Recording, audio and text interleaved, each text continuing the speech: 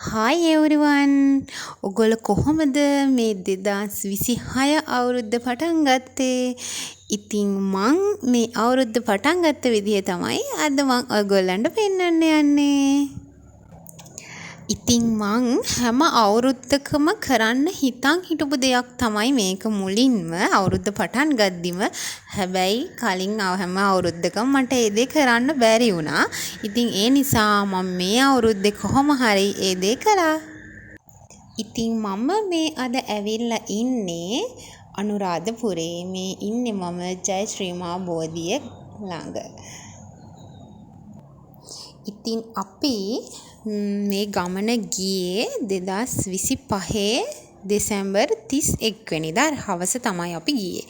ගිහිල්ලා අපි මුලින්ම ජයශ්‍රී මා බෝධිය ගාවට ගිහිල්ලා මල් පූජා කරලා පහන් පත්තු කරලා ඒ වැඩ ටික ඔක්කොම ඉවර වෙලා අපි ආවා රුවන්වැලි සෑය ළඟට.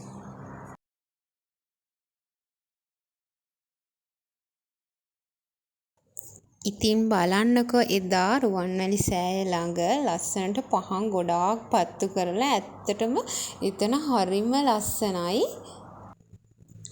ඇත්තටම දවල්ට සෑය වඳින්න යනවට වඩා රෑට යද්දී ඒක මාරම දෙයක්. ඒක මට කියන්න තේරෙන්නේ නැහැ. හරිම ලස්සනයි. දවල්ටත් එහෙම තමයි. ඒ රෑටත් ඒක මාරම විදියට ලස්සන දෙයක්.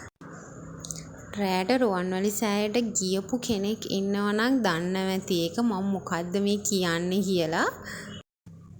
ඇත්තටම එදා රෑ 31 රෑ අපි වගේම ගොඩාක් දෙනෙක් ඇවිත් හිටියා රුවන්වැලි සෑය වඳින්න.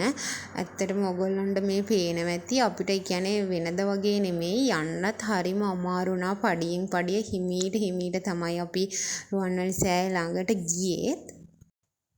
ඉතින් ඕගොල්ලෝ දන්නව ඇති විශ්ව ශක්තිය උපරිමයටම තියෙන ස්ථානයක් තමයි රුවන්වැලි සෑය කියලා කියන්නේ. ඉතින් අවුරුද්දක් ඉවර වෙලා තවත් අවුරුද්දක් පටන් ගන්නකොට ඒ වගේ පුණ්‍ය භූමියක ඉන්න ලැබෙනවා කියන්නේ ඇත්තටම මං හිතනවා ජීවිතේට මාරම ආශිර්වාදයක් තමයි ඒක කියලා. ඉතින් 2026 අවුරුද්ද පටන් ගනිද්දී අපි හිටියේ රුවන්වැලි සෑය ළඟ. ඉතින් මට මාරම සතුටුයි ඒකට. ඉතින් මම ප්‍රාර්ථනා කරනවා මට වගේම මේ වීඩියෝ එක බලන හැමෝටමත් මේ අවුරුද්දේ තමන්ගේ බලාපොරොත්තු ඔක්කොම ඉටු වෙලා සතුටින් ජීවත් වෙන්න හැකියාව ලැබේවා කියලා.